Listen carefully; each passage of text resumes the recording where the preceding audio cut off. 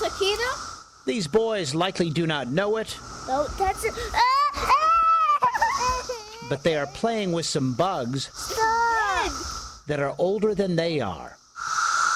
The periodical cicada invasion will stop soon enough, but the once every 17th summer event is impossible to ignore.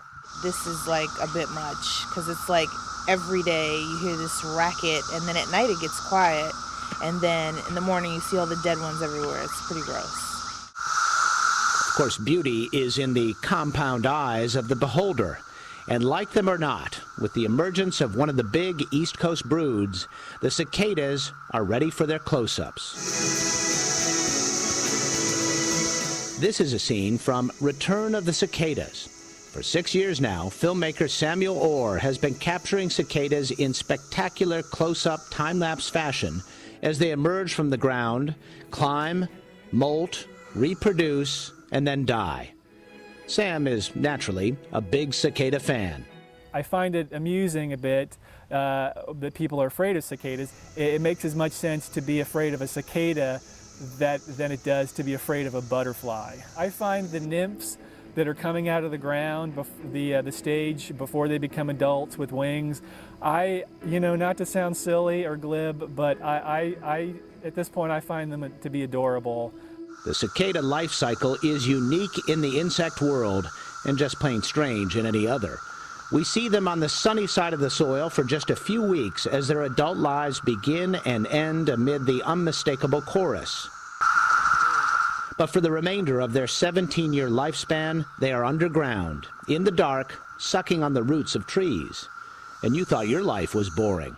In the world of entomology, is there a better narrative than this? This is kind of our Super Bowl. This is a blockbuster for us. It's got birth, it's got death, it's got romance, it's got sex, it's got everything. In the span of about 4 weeks, the whole thing's over.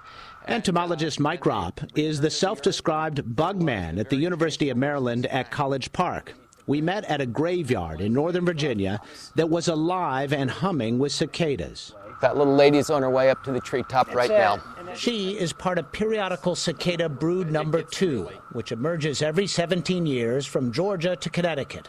It is one of 19 broods of periodical cicadas across the U.S., which crawl out of the soil every 17 or 13 years.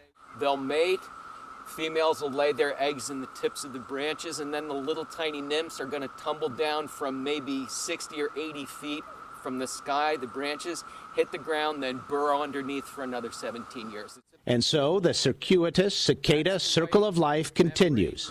Is that a bug in my eye? The insects do not seem fearful of large creatures, do not bite or sting. Their main defense mechanism? Sheer numbers. Scientists call the cicada strategy for survival of the species predator satiation.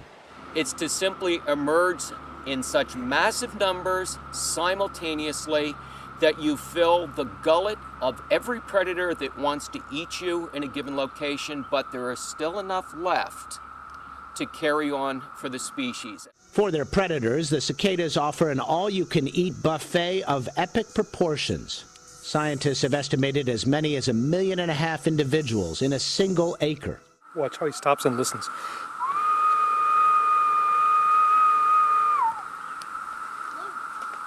This one turned towards the sound. They're going to both turn.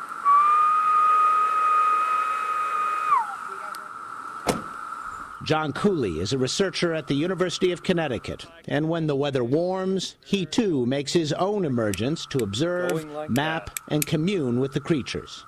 And you see, he's my friend for life now. He's interested. It is as if a female is around here somewhere. I guess you could call him a cicada whisperer.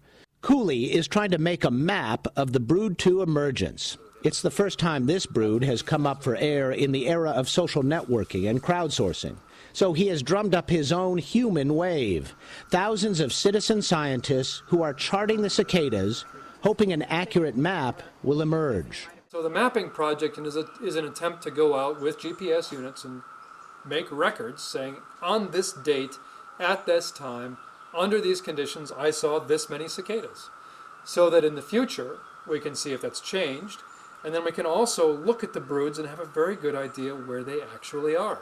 Active. David Rothenberg is also very interested in where the cicadas are. A musician who gets his inspiration from the natural world, we caught up with him in New Paltz, New York, hunting for, well, I guess you could call them backup singers. Today I am seeking the best sound.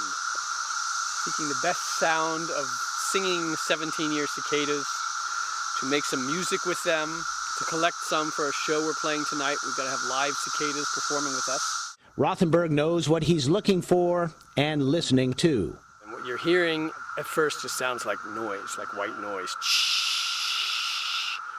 And it's just noise until you start to listen and you realize that, oh, what's that? You're hearing a wash of noise that synchronizes. It comes up and then down. And that's Cicada cassini. It's the smaller of the three species that comes out when the periodic cicadas comes out, but it's the loudest. The second sound is like a tone. And that's Cicada septemdecim.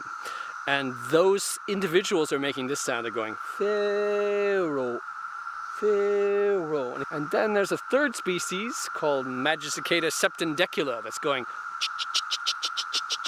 Rothenberg has created and performed music with birds, whales, and now bugs.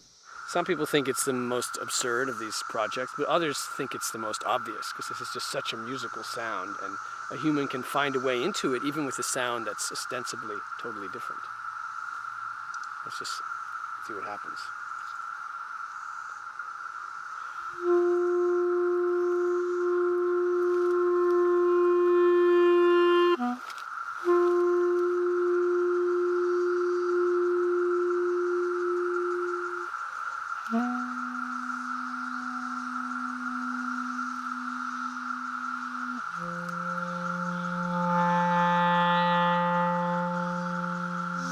Can you think of another insect that would prompt a quirky scene like this?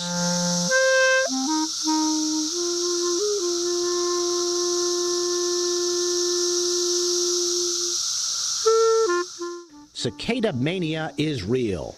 Sam Orr ran a Kickstarter campaign to fund a feature-length film on cicadas. He asked for $3,000 and within a few weeks had more than 20 grand in pledges. Why all the buzz? It's not often, at least it seems to me, that it feels like you can make eye contact with an insect.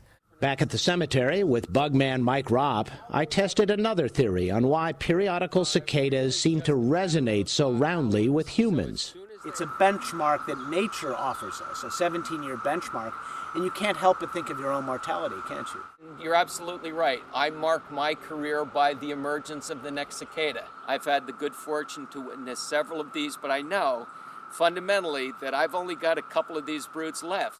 So here's to seeing the next one. And on the sunny side of the cicadas, if you please.